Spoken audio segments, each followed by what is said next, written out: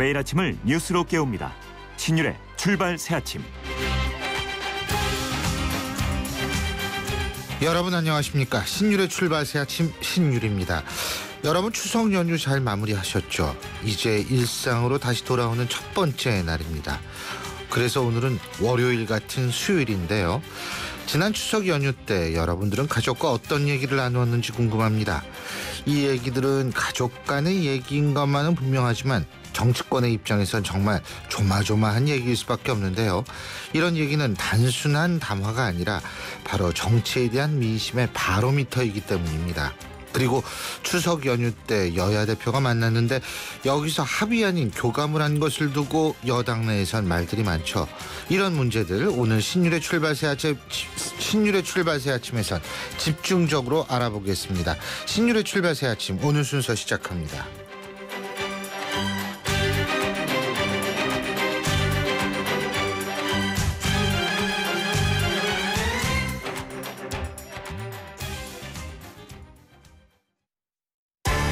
신율의 출발 새아침. 제가 앞서 말씀드린 대로 추석 민심 이거 참 정치인들한테는 중요한데요. 여야 의원들 각각 어떻게 느꼈을까요? 그래서 오늘 1부와 2부에 걸쳐서 여야 의원들이 느낀 민심 분석해 보겠습니다. 먼저 야당의 심장부지만 여당으로서는 유일하게 당선되신 분이죠. 새누리당 이정현 최고위원 만나보겠습니다. 안녕하십니까 이 최고위원님. 네, 안녕하십니까 교수님. 예, 이번 추석 연휴 때도 지역구에 쭉 계셨죠? 당연하죠. 예. 당연하죠. 네. 예, 그렇군요. 근데 지금 이제 그 야당은 좀 심란하잖아요. 호남에 뭐 그냥 이 박주정 전 전남지사가 신민당 만들었죠. 천정배 의원 또 신당 만든다 그러죠. 박주선 의원 탈당해서 신당 만든다 그러죠. 이거 지금 어떻게 파악하고 계십니까? 호남의 지역구를 두신 여당 의원으로서. 지금 제 판단이라기보다는 예. 제가 만나본 호남 사람들은 좀 당황하고 있죠. 당혹스럽죠. 지금 이제 예를 들어서 호남 사람들 입장에서 봤을 때는 예. 자기들이 늘 지금 새정치민주연합을 밀어왔기 때문에 예.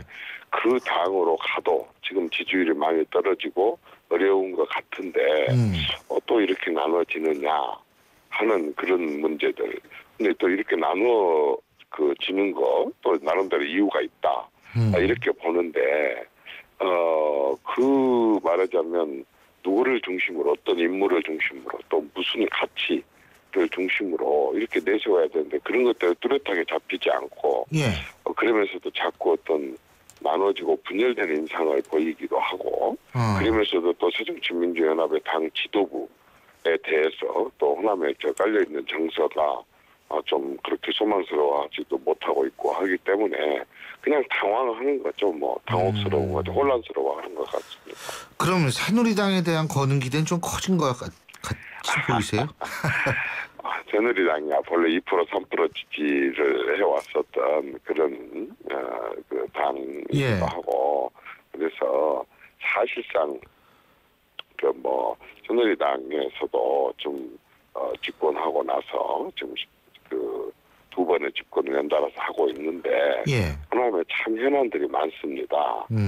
새만금이라든가 이런 부분들에 대해서 좀 더 적극적으로 좀 해주지 아니면 이럴 때 제대로 된 인물들을 좀 공천을 해가지고 제대로 된 경쟁을 좀 하게 하지 이런 거 또 호남 인재들을 좀 제대로 좀 발탁을 좀 하지 하는 그런 말하자면 불만 또는 바람 이런 것들을 예전한 것 같습니다. 예.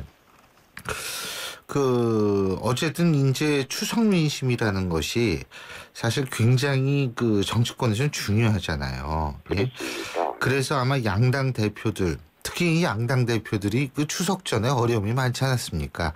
네네. 김무성 대표 같은 경우에는 두채 사비 문제로 고생이 많았고, 문재인 대표 같은 경우에는 혁신위의 인적 쇄신안 때문에 참 곤혹을 치르고 있었는데, 어쨌든 나름대로 두 사람 다 그런 측면에서는 새로운 이슈를 하나 발굴해서 이걸 좀 덮을 필요성이 있지 않았을까라는 분석도 있거든요.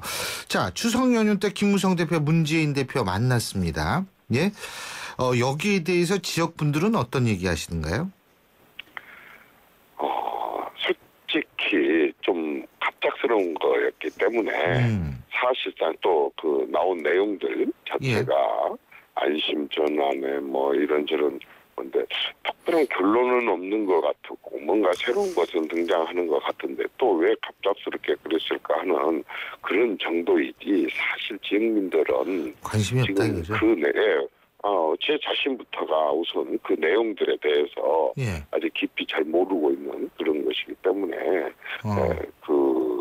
하여튼 뭔가 정말 좀 갑작스럽다라고 하는 것은 다 느끼고 있지만 그 내용들에 대해서는 뭐지 하고 그 동료 의원들 얘기를 들어보고 이렇게 해도 뭔가 이렇게 딱 잡힌 그런 것이 그렇게 와서 닿지 않기 때문에 아마 뭐 많은 논의가 좀 있지 싶습니다. 예, 안심번호는 저는 무슨 이게 보이스피싱이나 이런 거로부터 지켜주는 번호라고 생각을 했는데 그게 아니더라고요. 그 선거관리위원회에서도 안심번호제 도입을 얘기를 했었죠.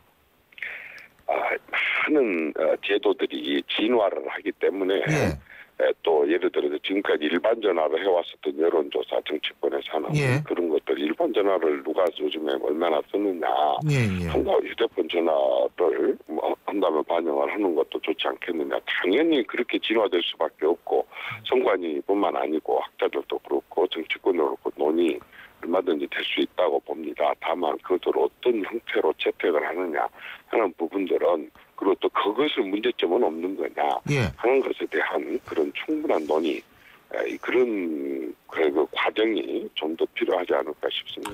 그렇다면은 충분한 논의 과정 없이 양당 대표들이 지나치게 좀 서두르면서 교감을 이루었다 이렇게 봐도 되는 건가요?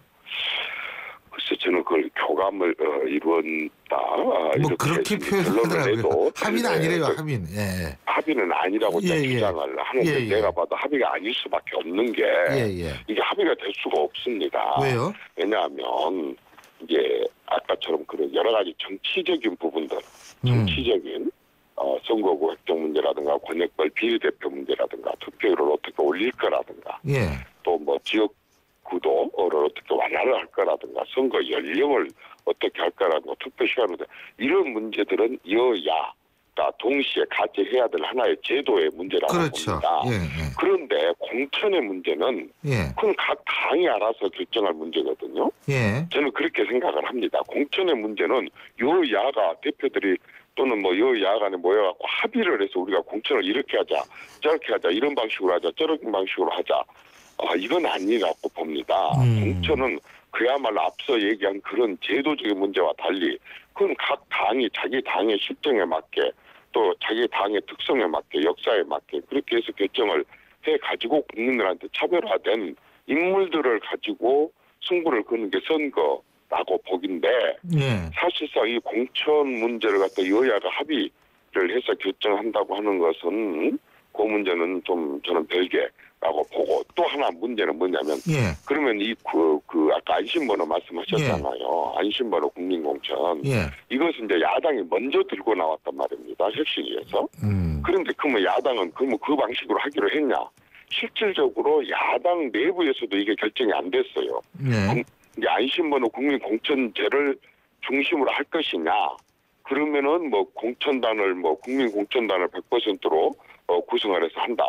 그게 안 되면 또 ARS라든가 현장 투표를 한다. 아니면은 국민공천단 70% 권리당은 30%로 혼합해서 한다. 뭐 이런 식으로 여러 가지 지금 아직도 야당이 이 안을 결정을 못했어요.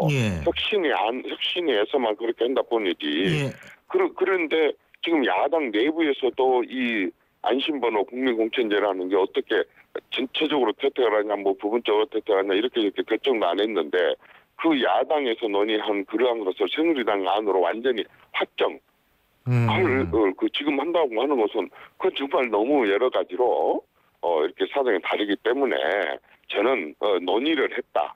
그런 부분 갖고 서로 고민을 했다 정도이지 이걸 합의를 했다 또는 뭐 이렇게 하기로 했다 이렇게 해서 완전히 어떤 결정된 그런 게 아니라고 보고 또 김무성 대표님께서도 어제 분명하게 그렇게 말씀을 하셨고 김무성 대표 말씀이 저는 100번 맞다고 보고 앞으로 이것이 논의의 문제이지 서로 정치권에서 이제 각 당에서 이런저런 방식의 논의의 한 방식의 문제이지 이게 이런 방식으로 하겠다라고 결정했다고 받아들일 수도 없고 또 받아들일 그럴 내용은 아니라고 봅니다.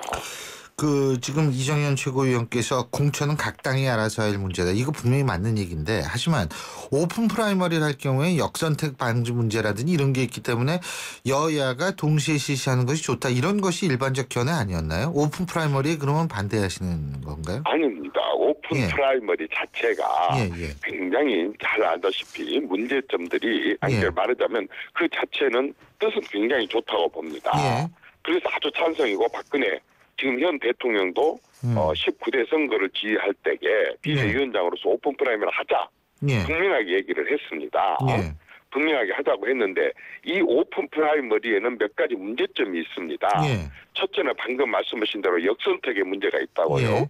투표율이 굉장히 낮이고 그렇죠. 또 공휴일도 아니고 평일날 하고 이렇게 하다가 보면은 말하자면 상대 정당들이 어떤 이렇게 그 상대 정당이나 또는 지역에 아주 집단 민원들이 있거든요. 큰 민원, 많은 사람들이 같이 생각하는 그런 집단 민원 또는 뭐 어떤 뭐 특정 종교 집단 또는 뭐 특정 향후에 특정 뭐 이런 식으로 해갖고 이런 데서 뭉쳐가지고 이렇게 제기를 참여를 하게 되면은 그 본래 그 정당에서 공천하려고 했었던 그런 기준과 사람이 아닌 상대 당이 오히려 고르고 또는 어떤 아까 집단 민원인들이 고르는 그런 이제 공천이 돼버릴 수가 있기 때문에 그런 문제점 보완도 있고 또 투표소가 지금 일반 선거를 하는 것만큼 투표소가 그보다 더 적게 설치를 했다. 그러면 누가 평일날 버스 타고 가서 투표를 하러 간 사람이 있겠느냐. 직장을 안 가고 가서 투표한 사람이 있겠느냐. 투표율도 무지하게 낮을 수 있기 때문에 그렇다고 한다면 현 투표소만큼 해야 되는데 그 비용이 수백억씩이 든다 그 말입니다. 그러면 그 어떤 특정 정당에서만 하게 된다고 한다면 이제 그 비용을 그럼 어디서 되느냐라는 문제도 생길 수 있고 가장 중요한 겁니다. 가장 중요한 거. 어저께 그 합의라는 게 합의가 될 수 없다고 하는 게 야당은 그 전략공천을 20%를 해가지고 자기들이 필요로 하는 인물 또는 필요로 하는 지역은 별도로 국민들이 관심을 갖고 있는 정치개혁, 선거개혁에 있어서의 어떻게 보면 가장 큰 관심거리는 얼마나 물갈이가 되고 얼마나 사람을 바꾸느냐 관심인데 그냥 100% 공천 아까처럼 국민 경선 말하자면은 오픈 프라이머리만 가지고 이렇게 하게 된다고 한다면 그런 신인들 진출이나 또는 그 어떤 인물 교체라든가 이런 부분들이 굉장히 어려워진 그거는 맞는 말씀이세요. 맞지 않습니까? 미국 같은 경우에 지금 50개 주 중에서 20개 주에서 그걸 하는데 20개 주에서 오픈 프라이머리를 해봤더니 97%가 현역 의원이 되더라는 겁니다. 네네. 그래서 이런 오픈 프라이머리 자체에 대해서 이제 그동안에 반대를 한 게 아니라 좀 이런 문제점을 빨리 보완하자. 시간적인 여유가 있을 때 그렇게 문제 제기를 하면은 마치 김무성 대표님한테 반기를 든 것처럼 또는 뭐 친이 친박계에 싸운 것처럼 이런 식으로 언론에 비춰져서 참 당혹스러웠었습니다. 그런데 이제 어제 두 대표님들께서 만나서 하는 얘기를 들어보면 오픈 프라이머리 말고 또 다른 방법을 택했단 말입니다. 여론조사죠, 일종의. 그렇습니다. 한마디 여론조사로 이제 방식을 바꿨단 말입니다. 그러면 그런 여론조사로 바꾸는 것에 어떤 그 대국민 설명, 국민들에 대한 설명 이런 과정이 필요하기 때문에 저는 앞으로 이 문제가 논의가 많을 것이고 아까 질문하신 그러면 여야 간의 이 부분에 대해서 서로 합의를 해서 같이 이렇게 해야 되냐. 그 부분에 있어서는 전체가 아니라 예를 들어 우리가 이걸 하자가 아니라 그 지금 이미 야당은 이거 오픈 프라이머리를 안 하는 것으로 결론이 딱 나버렸단 말입니다. 완전히 그쪽에서는 아까 전략공천 20% 하고 그다음에 이렇게 전화 방식으로 이런 식으로 하고 이렇게 결론이 나버렸기 때문에 이미 여야가 합의를 할 수 없는 문제가 되어 있습니다. 그리고 그것은 아까 제가 말씀드린 대로 예를 들어 새정치민주연합은 자기 당 특성에 맞는 공천 방식을 이미 택했기 때문에 우리 또한 우리 당에 새누리당에 맞는 그런 공천 방식을 선택을 해 나가고 지금부터라도 특별한 공식 기구라도 만들어서 이런 부분들을 깊이 논의를 해서 의견을 충분히 들어가지고 보완할 점 보완하고 이렇게 해 나가야 되지 않을까 싶어요. 예, 잘 알겠습니다. 어쨌든 추석 끝나고 오늘 이제 일상으로 돌아온 첫날인데 오늘 의원총회 있으시죠, 그죠? 여기에서 이제 어떤 얘기들이 나올지 좀 더 지켜봐야겠네요. 예, 오늘 네네. 말씀 여기까지 듣겠습니다. 감사합니다. 네네. 예, 지금까지 새누리당 이정현 최고위원이었습니다. 지금 7시 29분 30초 지나고 있는데요. 자, 월요일 같은 수요일 얼마나 밀릴까요? 교통 알아보겠습니다. 김미랑 캐스터. 네, 출발 새 아침 교통정보입니다. 추석이 연휴가 끝난 수요일 아침 출근길입니다. 오늘 아침은 평소보다 조금은 서둘러 출근길을 나서시는 게 좋겠습니다. 이미 곳곳에 정체가 많이 이어지고 있는데요. 동부선도로는 도심 방면 정체가 가장 길게 이어지고 있습니다. 상계교부터 중랑교를 지나 성수 분기점까지 이미 긴 구간 속도가 내려가 있습니다. 반대 의정부 방면 소통은 아직은 수월한 편인데요. 녹천교부터 수락 지하차도까지는 서행입니다.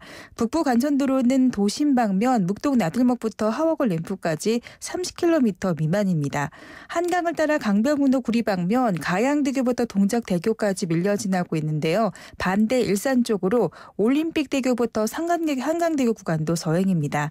나라나 올림픽대로는 하남 쪽으로 방화대교부터 한강대교까지 밀려 지나고 있고 동작대교부터 반포대교 사이가 서행입니다. 출발 새 아침 교통정보였습니다. CEO 금난세입니다. 꿈꾸는 젊음은 아름답고 도전하는 열정은 성공을 부릅니다. 파이팅 하세요. 그리고 여러분의 미래를 기록하세요. 성공을 위한 CEO 금난세 씨의 노력은 매일매일 양지 다이어리와 함께합니다. 나의 역사 속엔 언제나 양지 다이어리. 신율의 출발 새 아침 1부 순서는 여기서 줄입니다. 잠시 뒤 2부에서 뵙겠습니다.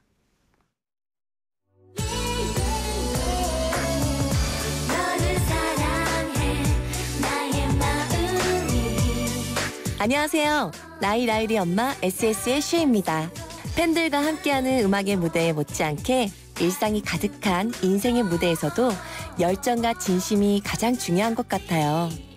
24시간 열정과 진심으로 채운 음악, 뉴스, 시사 프로그램까지 94.5MHz YTN 라디오는 가장 감동적인 삶의 무대입니다.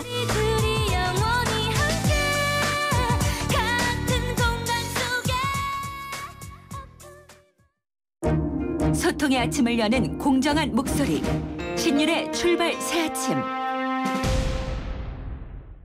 신율의 출발 새 아침 2부 순서에서는 추석 민심에 대한 야당의 입장 최재성 총무본부장으로부터 들어보겠습니다. 신율의 출발 새 아침. 앞서 새누리당 이정현 최고위원으로부터 여당의 추석 민심과 현안에 대해서 얘기 들어봤죠. 자, 이번엔 야당 입장 들어보겠습니다. 앞서 말씀드린 대로 새정치민주연합 최재성 총무본부장 전화 연결돼 있습니다. 안녕하십니까? 안녕하세요. 예. 추석 연휴 때 지역이 근데 어떻게 여쭤봐야 되나? 이거 불출마 선언하셨는데 어디 계셨어요? 예, 지역구에 있었습니다. 아, 지역에 계셨어요? 예. 아, 이거 갑자기 의례적으로 나오는 말인데, 말하고 나니까, 야, 이거 어떻게 물어봐야지. 갑자기 이런 생각이 들었어요. 예. 어떻습니까, 민심? 저는 제가 이제 남양주가 지역구인데. 그렇죠. 예. 그래서 추석 당일날은 오전에 차례 지내고요. 예. 또 연휴가 이번에 좀 있었지 않습니까? 예, 그래서 지인들도 다행이죠. 만나고요. 저희는 화도읍에 추석 때 노래자랑을 3일 동안 해요. 아, 3일이요? 오래 하네. 예. 하여튼 수만 명이 옵니다. 예. 야시장이 이렇게 형성이 되고 그래서 거의 거기에 이제 많이 있었습니다. 아, 그래서 아주 많은 분들을 만났습니다. 노래도 하셨어요? 앵콜도 받았습니다. 예. 자, 그래서 어떤 얘기 주로 하시던가요? 보니까 한마디로 이제 이 야당 정치는 이제 분열에 대한 이야기가 많았고요. 네. 또 경제는 위기. 그래서 분열과 위기 이 두 얘기를 많이 들은 것 같습니다. 예. 특히 경제는 좀 뭐라 그럴까요? 거의 이제 민생이 이제 아주 어려우니까 그러니까 주거 문제 뭐 그다음에 빚 같은 거 호소하는 분도 직접 저한테 호소하는 분도 있어요. 그렇죠. 장사 안 된다는 얘기 당연히 나오죠. 나오고 취업 얘기 이렇게 네 가지 얘기 많이 나왔고요. 파출소하고 소방서를 제가 빠짐없이 이렇게 지구대까지 또 센터까지 다 돌았는데요. 이렇게 다투는 분이 많이 늘었다 올해는. 아, 싸우는 분들이. 예, 뭐 부부지간에도 그렇고 지인들 간에도 그렇고 그래서 이게 이제 분석은 이제 이 좀 어려워서 그런 거 아니냐 이제 이런 얘기들을 많이 들었습니다. 아, 참 그리고요. 지금 뭐 야권 아까 야당에 대해서는 분열, 경제는 위기 두 가지로 요약이 될 수 있다고 말씀하셨는데 지금 자꾸 박주선 의원 탈당했고 천정배 의원 신당 만들고 박준현 전 지사 신민당 만들고 이런 측면에 대해서 분열에 대해서는 뭐라 그러던가요? 그래서 이제 야당 지지자들은 이제 그래서 이제 당연히 단합해라 이런 얘기가 많으신데요. 신당에 대해서는 좀 재밌는 얘기가 이제 신당의 실체를 잘 모르시는 것 같아요. 그런데 뭐 이렇게 뭐 소위 이제 1인 신당이라고 얘기할 정도로 이렇게 좀 다양하게 나오고 있으니까요. 그런데 이 분열에 대한 뭐라 그럴까요? 거의 이제 정치적 본능과 같은 이거 안 된다 이런 지적 속에 신당에 대한 어떤 바이러스라 그래야 되나요? 신당이 왠지 뭐 되는 거 아니냐? 그러면 안 되는 거 아니냐? 뭐 이런 것이 정치적 압력으로 상당히 이렇게 퍼져 있다. 이런 걸 느꼈습니다. 그런데 막상 신당이 누구 신당 얘기하고 어떻게 될 것 같냐 그러면은 그거에 대해서는 크게 이렇게 말씀이 없으세요. 잘 이렇게 파악이 안 되는 것 같아요. 그러니까 잘 모르는 거죠. 예. 그런 것 같아요. 아, 그렇군요. 자, 그리고 말이에요. 추석 연휴 때 문재인 대표하고 김무성 대표 만나지 않았습니까? 네. 이걸 두고 여당 내에서도 시끄럽고 야당 내에서도 좀 시끄러운 것 같은데 어떻게 보십니까? 사실 뭐 일부 이제 의원님들이 좀 비판적으로 이렇게 얘기하신 게 있는데요. 예. 야당 같은 경우는 이제 이 반대 내지는 비판 논거를 확보하기가 참 어려운 것 같습니다. 왜냐하면 주로 오픈 프라이머리를 주장을 하셨고 그거 해야 된다는 분들이 갑자기 또 이렇게 비판적인 논조로 바뀌었거든요. 그래서 이것이 그러니까 합리적인 논거를 찾기가 왜 그것이 잘못됐는지에 대한 것이 적확하게 이렇게 나타나지 않고 있습니다. 예. 그냥 뭐 서로 좋은 게 좋은 거 아니냐 정도 합의한 거 아니냐 뭐 이런 정도의 비판이에요. 그래서 이 오픈 프라이머리에 대해서는 주장했던 분들이 반대하는 이 좀 진풍경이랄까요? 이래서 이제 논거가 명확치 않고요. 여당의 경우에는 조금 거센 충돌이 좀 예고되고 있는 것 같습니다. 예. 근데 지금 이정현 최고위원 방금 전에 인터뷰를 했는데요. 이분의 말씀, 이정현 최고위원의 말씀은 세 가지 논지입니다. 첫 번째, 공천은 각 당이 각자 해야 되는 문제지 이게 만나서 합의해야 되는 문제가 아니다.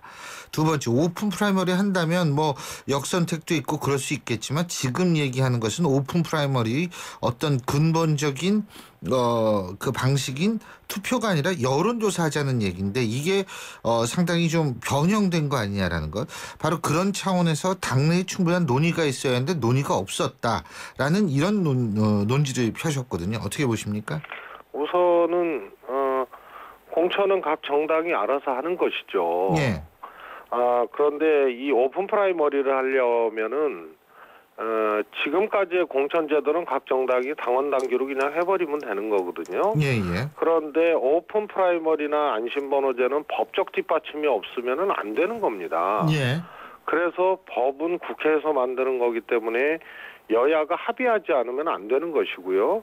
다른 법과는 달리 정치관계법은 유신 때도 그랬고요. 표결을 하지 않고 만장일치를 했습니다. 그래서 그 게임의 룰을 정하기 때문에 의석이 많다고 표결해서 그 당 유리한 규칙을 정하면 안 되니까요. 예. 그래서 이것은 오픈 프라이머리나 안심번호제에 대한 어떤 기본적인 인식이 뒷받침 안 된 발언이시다 이렇게 평가할 수 있겠고요. 근데 오픈 프라이머리가 투표하는 거 아니에요, 원래는? 두 번째 이제 그 지적인데요. 똑같습니다. 여론조사가 아니고 안심번호제를 활용한다는 것은 소위 말해서 ARS나 통신상에 투표를 하는 행위지 여론조사는 샘플링을 하지 않습니까?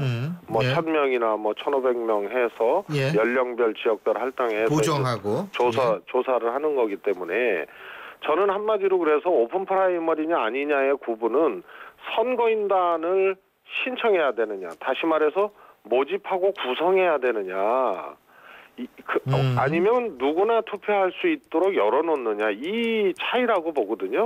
그래서 우리 야당에서 혁신안으로 마련한 안심번호제가 되면은 일정 정도의 안심번호를 받아서 뭐 10,000개든 20,000개든 받아서 그 중에 300는 1000명 사이의 선거인단을 구성하고 투표를 하는 거고요. 이번에 합의한 것은 몇만 명이든 그 각 정당이 받게 되면 그 중에 타당 지지자를 빼고 바로 투표행위로 들어가는 겁니다. 그래서 오프라인에서 투표소에서 투표하느냐, 이 전화로 투표하느냐, 이 차이가 되겠습니다. 그래서 오픈 프라이머리 개념을 벗어나지 않은 겁니다, 이거는. 근데 제가 궁금한 게요. 네. 휴대전화 번호 받으실 거 아니에요? 네네.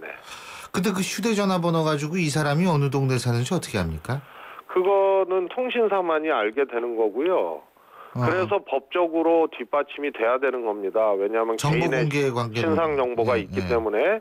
그래서 010 뭐 이렇게 쭉 나가는데 안심번호는 임의 번호를 정당에 뭐 050 뭐 이런 식으로 나가는 거죠. 그렇게 할 수도 있고요. 뭐 1, 2, 3, 4, 5, 6 이렇게 할 수도 있고요. 그래서 누군지 모르는 상태에서 정당은 그 목록을 받게 되는 거고요. 통신사는 이미 지역별로 이런 것이 다 파악이 돼 있는 거죠. 그러니까 통신사가 지역별로 안심번호를 각 당해 준다 이 말씀이시죠? 그렇습니다. 예. 그래서 이거는 여론조사가 아니라 투표다. 그렇습니다. 예, 그렇군요. 근데 일부에서는 이제 이 문제가 이렇게 긴급하게 합의가 된 이유 중에 하나는 김무성 문재인 두 대표가 참 여러 가지로 힘들잖아요, 지금. 예. 한 분은 두채사의 문제, 다른 분은 이 당내 문제로 여러 가지 힘들어가지고 일종의 새로운 아젠다를 던진다는 차원에서 긴급하게 합의했다. 동의하십니까? 저는 그렇지 않다고 보고요. 예. 왜냐하면 이것은 양당에서 끊임없이 얘기해온 거거든요. 김무성 대표는 마치 김무성 정치혁신 브랜드처럼 그렇게 얘기를 했고요. 해모셨고요. 그다음에 문재인 대표는 공약이기도 합니다. 그래서 이 문제가 갑자기 튀어나온 문제가 아니고 어차피 정치권에서 이 문제는 마무리하고 넘어가야 될 문제다. 이렇게 보고 있고요. 그다음에 선거구 획정 문제가 있기 때문에 오픈 프라이머리 문제를 가지고 지혜를 내고 합의를 해놓는 것이 일정상으로도 맞습니다. 지금 일정에 몰리고 있지 않습니다. 근데요, 그 지금 이제 선거구 획정 말씀하셨는데 그 이전에 권역별 비례대표제 주장하지 않으셨습니까? 그렇죠? 네네. 그러면은 이번에 오픈 프라이머리를 받는 대신에 당신들도 이거 받아라 이런 식으로 나올 수도 있는 거 아니에요? 저는 뭐 그럴 수도 있다고 보는데요. 지금 뭐 여당 야당이 이 정부 들어서서 좀 많이 바뀐 것 같아요. 뭐가요? 왜냐하면 과거 같으면은 이제 주고받고 했지 않습니까? 그래서 문재인 대표께서는 권역별 비례대표제하고 오픈 프라이머리를 같이 얘기를 해보자. 이미 이제 한 2달 전에 얘기를 하셨고요. 그런데 사실은 지금 좀 분리된 형태로 진행이 되는 거 아닙니까? 그래서 이것은 몰리고 있는 이제 정치 일정 속에서 문재인 대표가 뭐라 그럴까요? 조금 이렇게 대승적으로 우선 이 문제를 해결하고 가자 이렇게 이제 수용을 한 그런 형국이 된 겁니다. 그래서 이것이 열어놓고 얘기하자는 것이지 또 무조건 권역별 비례 안 하면은 오픈 프라이머리 안 하겠다. 이런 정치는 아니거든요. 그래서 예. 뭐 저희 대표이시기도 하지만 문재인 대표의 좀 뭐랄까요 정치력이나 예. 이런 것들이 조금 돋보였다 이렇게 좀 평가하고 싶습니다. 일단 먼저 양보했다. 그죠? 그렇습니다. 양보라기보다 예, 다양한 그렇다. 잘 알겠습니다. 오늘 말씀 여기까지 듣겠습니다. 고맙습니다. 고맙습니다. 예, 지금까지 새정치민주연합 최재성 총무본부장이었습니다.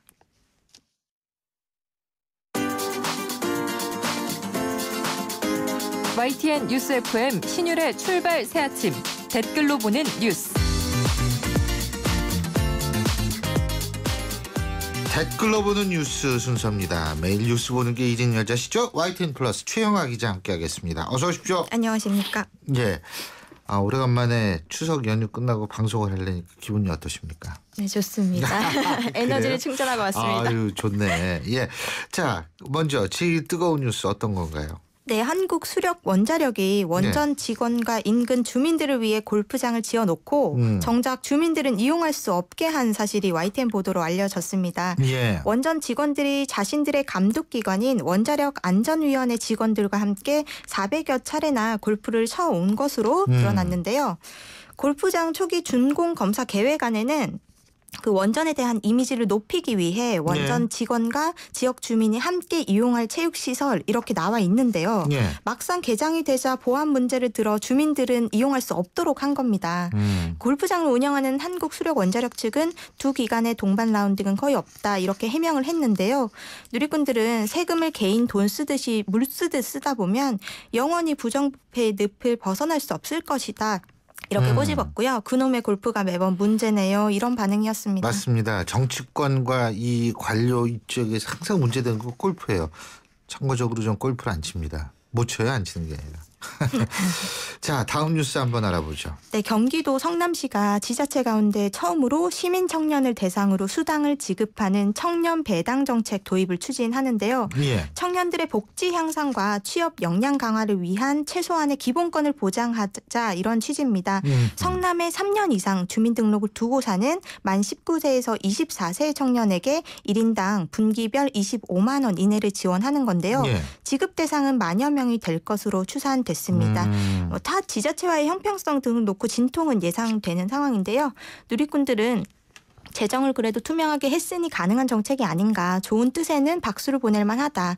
또 다른 나라 이야기 같다. 진정한 복지의 실현이 될 수 있길 이런 분도 있었고요. 청년들이 배당 이상의 가치를 만들고 다음 세대로도 이어지길 기대해 봅니다. 이런 의견을 냈습니다.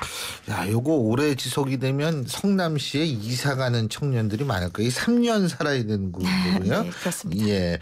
자, 다음 뉴스 알아보죠. 네, 추석 연휴에 좀 훈훈한 소식이 있었는데요. 이 추석 연휴 첫날 새벽이었어요. 갑자기 심장마비가 온 30대 남성을 119 구급대원들이 침착한 대응으로 살려낸 일이었는데요.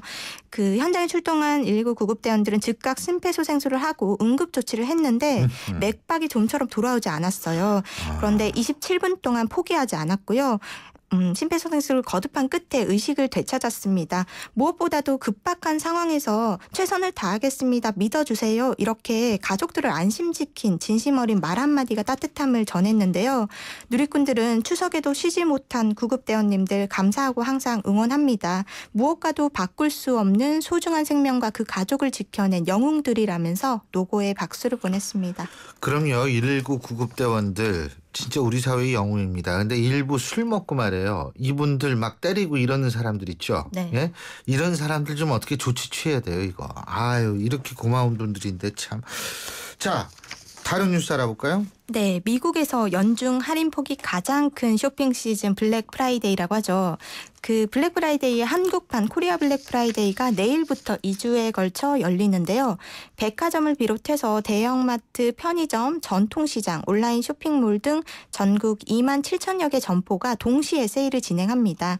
국내 소비자뿐 아니라 9월, 10월 중국 중추절, 국경절 기간에 대규모 중국인 관광객도 잡겠다는 계획인데요. 최대 규모 할인 행사라고 홍보가 되고 있지만 소비자들의 체감 할인율은 크지 않을 것이라는 전망이 나와서 전문가들은 제품 가격 제대로 알아보고 확인한 뒤에 구매 여부를 결정하는 것이 좋다고 조언을 합니다. 이 기사를 본 누리꾼들은 가격 뻥튀기 하고 내리는 건 할인이라고 할 수 없죠. 평소 할인 행사랑 크게 다르지 않을 것 같은데 조심합시다. 이렇게 좀 의견을 내셨고 기대는 많이 안 하지만 할인율만 높이는 대국민 사기극이 되지 않길 바란다. 이렇게 지적하신 분도 있었네요. 그렇습니다. 오늘 말씀 여기까지 듣겠습니다. 고맙습니다. 고맙습니다. 지금까지 YTN 플러스 최영아 기자였습니다. 하나와 외환이 하나가 되어 대한민국 1등은행이 되었습니다. 이제 대한민국과 하나가 되어 세계 인류은행이 되겠습니다. 대한민국 금융 만세. 세계적인 대한민국 1등은행 KEB 하나은행. 인생만큼 소중한 당신의 자산. 공부하지 않는 PB가 제대로 관리할 수 있을까요? 8개월 합숙 교육으로 신입부터 진짜 PB로 키우는 대우증권 PB사관학교. 진짜를 키운다. KDB 대우증권. 30분째 결제창 앞에서 씨름 중인 지혜 씨께 이 노래를 바칩니다. 내어서 무엇하나 성화를 바치어 무엇하나 니나노. 쇼핑이 즐거워지니까 니나노. 간편 결제도 티머니도 페이코. 저 잠깐 우리 아이들 상처 얘기 좀 들어볼까요? 여긴 귀신놀이 하다가 다쳤고요. 넘어져서 여기 다쳤었어요. 근데 다들 상처 안 보이는데? 어디 갔지? 부채표 후시딘이 세균 감염을 막아 빠르게. 상처엔 후. 부채표 후시딘. 동화약품. 코란도 투리스모에 SUV를 더했다. 뉴 파워 코란도 투리스모 탄생. SUV용 에리트 2.2 엔진, SUV용 7단 독일 미션, SUV용 4휠 드라이브. Recreation Base Camp New Power Corando Turismo. 신율의 출발 새 아침 2부 순서는 여기서 줄이고요. 전 8시 10분 3부에서 다시 뵙겠습니다.